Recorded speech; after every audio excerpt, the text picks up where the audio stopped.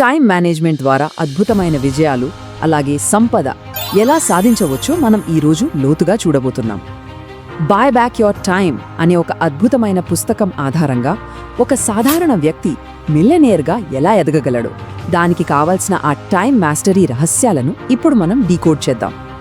నమస్కారం, ఈ అద్భుతమైన విశ్లేషణకు స్వాగతం.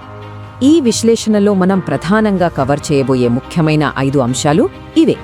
ముందుగా సమయం విలువ, ఆ తర్వాత పనుల అప్పగింత, మూడవది వ్యవస్థలు మరియు మన ఎనర్జీ, నాలుగవది వ్యాపారం కంటే జీవనశైలికి ప్రాధాన్యత ఇవ్వడం, ఇక చివరగా దీన్ని ప్రాక్టికల్గా ఆచరణలో పెట్టే అచీవర్ కోర్స్.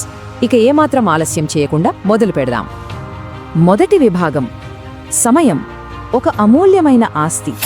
సంపదను సృష్టించడానికి కావాల్సిన అసలైన మైండ్ సెట్ ఇక్కడే మొదలవుతుంది. ఇక్కడ మనం గమనించాల్సిన ఒక చాలా ఆసక్తికరమైన పోలిక ఉంది. ఆలోచించండి, డబ్బు మరియు సమయం, ఈ రెండిట్లో ఏది ముఖ్యం? డబ్బు అనేది మనం ఖర్చు చేసినా పోగొట్టుకున్నా మళ్ళీ ఎలాగోలా సంపాదించుకోవచ్చు కదా, అది మళ్ళీ ఛార్జ్ చేసుకోగల బ్యాటరీ లాంటిది. కానీ సమయం అలా కాదు. ఒక్క క్షణం గడిచిపోయినా సరే దాన్ని మనం ఏమాత్రం తిరిగి తీసుకురాలేం. కాబట్టి మన సమయాన్ని కేవలం ఖర్చు చేయడం కాదు, భవిష్యత్తు ఎదుగుదల కోసం దాన్ని ఒక అత్యుత్తమ పెట్టుబడిగా మార్చుకోవడం ఎలాగో తెలుసుకోవడం ఇక్కడ చాలా కీలకం. సమయం విలువ తెలిసింది కదా, ఇప్పుడు రెండవ విభాగానికి వెళ్దాం. పనుల అప్పగింత మరియు ప్రాధాన్యత. కేవలం బిజీ అని తిరగడం కాదు, అత్యుత్తమ ఫలితాలు ఎలా రాబట్టాలో చూద్దాం. ఇది చూడండి, ఈ కాన్సెప్ట్ నిజంగా ఒక గేమ్ చేంజర్ అని చెప్పొచ్చు.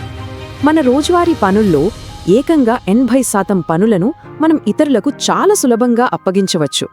అవును, 80% పనులను డెలిగేట్ చేసేయవచ్చు. ఇక మిగిలిన ఆ 20% అమూల్యమైన సమయం ఉంది చూసారా, దాన్ని మాత్రమే మనం అధిక ఆదాయాన్నిచ్చే నైపుణ్యాలను అభివృద్ధి చేసుకోవటానికి, అలాగే మన గ్రోత్ స్ట్రాటజీల కోసం ఉపయోగించాలి. అసలైన మ్యాజిక్ అంతా ఖచ్చితంగా ఈ 20%లోనే జరుగుతుంది. అసలు అధిక విలువైన పనులపై దృష్టి అంటే ఏంటి? సింపుల్గా చెప్పాలంటే, పొద్దున్న లేచినప్పటి నుండి రాత్రి పడుకునే వరకు ఏదో ఒక పని చేస్తూ బిజీగా ఉండిపోతే మనం సక్సెస్ అయిపోం. అదొక పెద్ద భ్రమ. మన ఆదాయాన్ని, మన వృద్ధిని డైరెక్ట్గా పెంచే ఆ అత్యంత కీలకమైన పనులకు మాత్రమే ఎప్పుడూ ప్రాధాన్యత ఇవ్వాలి. రిజల్ట్స్ ఇవ్వని సాధారణ పనులతో, అంటే ఆ బిజీ వర్క్తో కాలక్షేపం చేయడం వెంటనే ఆపేయాలి. సరే, ఏ పనులు చేయాలో తెలిసింది, మరి దాన్ని స్థిరంగా ఎలా చేయాలి? అదే మన మూడవ విభాగం, వ్యవస్థలు మరియు శక్తి, అంటే సిస్టమ్స్ అండ్ ఎనర్జీ. కేవలం కష్టపడటం వల్ల తాత్కాలిక ఫలితాలే వస్తాయి. వినడానికి కొంచెం ఆశ్చర్యంగా ఉన్నా ఇది 100కి 100 పాళ్ళు నిజం. కేవలం మన శారీరక బలాన్ని, శ్రమను నమ్ముకుని మొండిగా పని చేయడం అనేది ఒక ఉచ్చులాంటిది. ఇది మనల్ని త్వరగా అలసిపోయేలా చేస్తుందే తప్ప లాంగ్ టర్మ్లో పెద్ద ప్రయోజనాలను ఎప్పటికీ తీసుకురాదు. మరి ఆ ఉచ్చులో పడకుండా ఉండాలంటే ఏం చేయాలి? దానికి ఒక నిర్దిష్టమైన 3 దశలున్నాయి. మొదటిది, పనులను క్రమబద్ధీకరించడానికి సరైన సిస్టమ్స్ అంటే వ్యవస్థలను ఏర్పాటు చేసుకోవాలి. రెండవది, ప్రతిరోజు మనం చేసే రిపీటెడ్ పనులను వీలైనంత వరకు ఆటోమేట్ చేయాలి. ఇక మూడవది, అత్యంత ముఖ్యమైనది, మన కష్టం మరింత పెరగకుండానే మన పనులను విస్తరించడం. దాన్నే మనం స్కేలింగ్ అంటాం. ఈ ఫార్ములా వాడితేనే తక్కువ కష్టంతో అద్భుతమైన ఫలితాలను మనం రాబట్టగలం. సిస్టమ్స్తో పాటు ఇంకో ముఖ్యమైన విషయం మన ఎనర్జీ, అంటే మన శక్తి.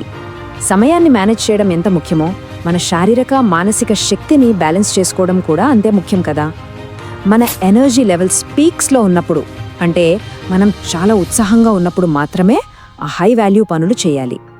ఎనర్జీ తక్కువగా ఉన్నప్పుడు ఈ అడ్మిన్ పనులు లాంటివి చూసుకోవచ్చు, లేదా పూర్తిగా ఆ పనులను ఇతరులకు అప్పగించేవచ్చు. ఇవన్నీ బానే ఉన్నాయి, కానీ అసలు ఇదంతా మనం ఎందుకు చేస్తున్నాం? అదే మన 4వ విభాగం, వ్యాపారం కంటే జీవనశైలికి ప్రాధాన్యత.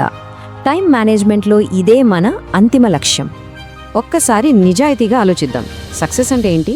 బ్యాంక్ అకౌంట్లో కోట్ల రూపాయలు ఉండిపోవడమా? కాదు కదా. మనం ఎంత సంపాదించినా ఆ సంపదను ఎంజాయ్ చేయడానికి మన దగ్గర సమయం లేకపోతే ఏం లాభం చెప్పండి? మన కుటుంబంతో ప్రశాంతంగా గడపడానికి, మన ఆరోగ్యం చూసుకోవడానికి కావలసిన సమయం మన చేతుల్లో ఉండటమే అసలైన స్వేచ్ఛ.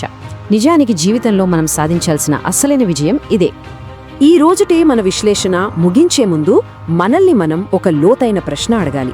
రోజువారీ జీవితంలో మనం పడుతున్న కష్టం నిజంగా మన భవిష్యత్తు కోసం ఒక అద్భుతమైన సంపదను సృష్టిస్తోందా, లేదా మనకున్న అమూల్యమైన సమయాన్ని హరించివేస్తూ మనల్ని ఎప్పటికీ ఆ బిజీ వర్క్ ఉచ్చులోనే ఉంచేస్తోందా? ఆలోచించండి. సరైన వ్యవస్థలను ఏర్పాటు చేసుకుని పనులను పంచుకోవడం ద్వారానే మనకు నిజమైన స్వేచ్ఛ దొరుకుతుంది. ఈ విశ్లేషణ మీ ప్రయాణంలో ఒక గొప్ప మార్పు తీసుకువస్తుందని ఆశిద్దాం. మళ్ళీ కలుద్దాం.